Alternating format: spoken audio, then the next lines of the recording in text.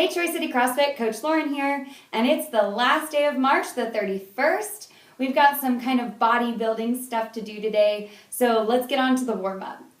Alright, so we have a fun warm-up planned. You're going to do a little scavenger hunt, so your goal is to go down the list and run as fast as you can to grab these items, and then once you've got them all piled in one place, you're actually going to run and put them back. So hopefully I'll get the blood pumping. So the first thing is going to be a chair, so you're going to come and find a chair and you're going to set that down.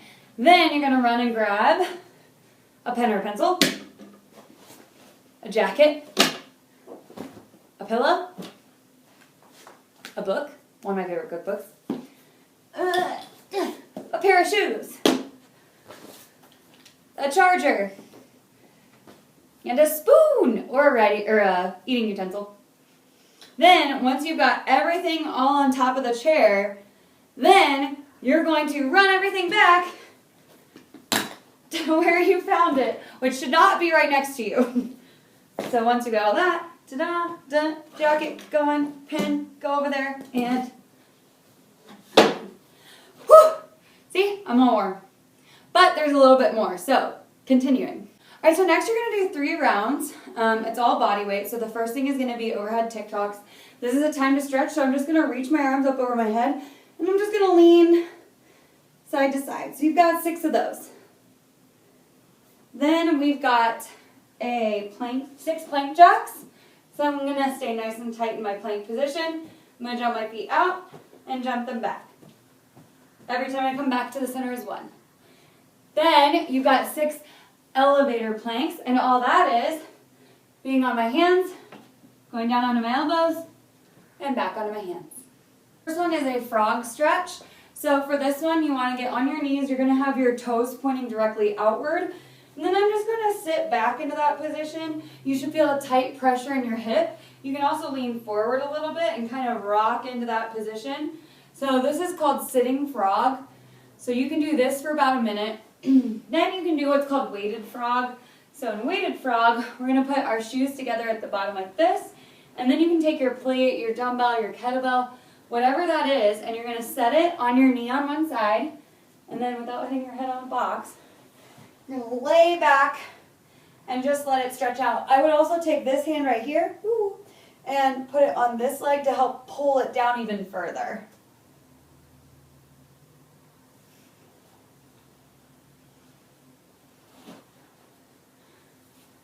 All right, and the last thing we're going to do is just some around the worlds, just to warm up those shoulders even more.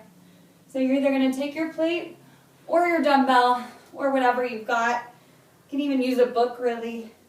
And just go around that noggin for about 30 seconds each side. If you're doing some bodybuilding-esque floor press, you're going to do the reps in sets of 14, 12, 10, 8. But each rep is a half rep from the bottom, then a full rep. So let's say I have 2 dumbbells. It's going to look like this. I'm going to lay back. I'm going to take my triceps to the floor. Then I'm going to go up for a little half rep. Back down, full rep. That's 1. So 2, 3, like that. Now, if you only have 1 dumbbell, you would just hold it like this, going up, and I go down, half, full, okay? Let's say I only have a plate.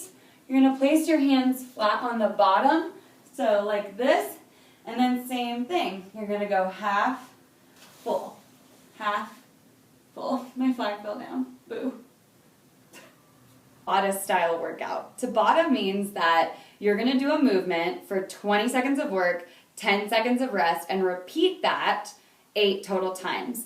The way you score a Tabata is that, let's say I'm doing a movement and I get 10 in the first round. Cool, my score is 10. In the second round of 20 seconds of work, maybe you get 8. And then in the next one you get 5. Well, your score can only be the lowest you get. So if I get 5 and I have some time left in the work, there's no point in me doing more work within the time, so I just stop at 5. If I get all the way down to 2 reps in that 20 seconds by the round 8, then your score is only 2. So consistency is super important in Tabatas. 4 movements that we're doing in our Tabata today. Our 4 different movements that we're doing in the Tabata today are bicep curls, donkey kicks, tricep kickbacks, and hydrants. So we're going to alternate between arms and legs.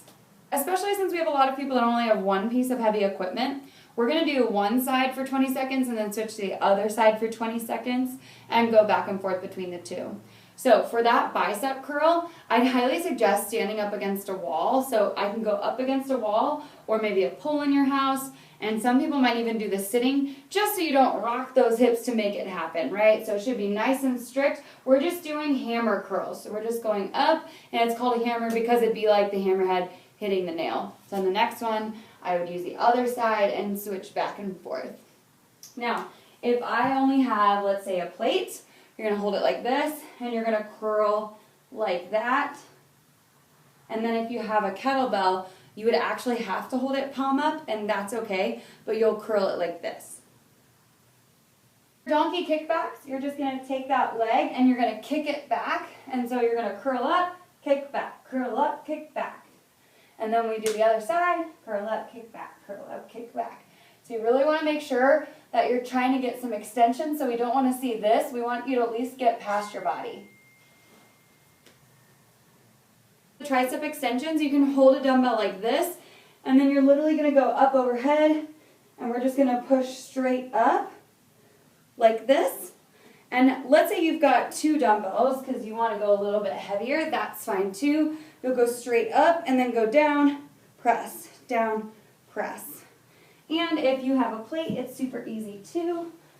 You're just going to hold it out up and over your head, and then touch, press, touch, press.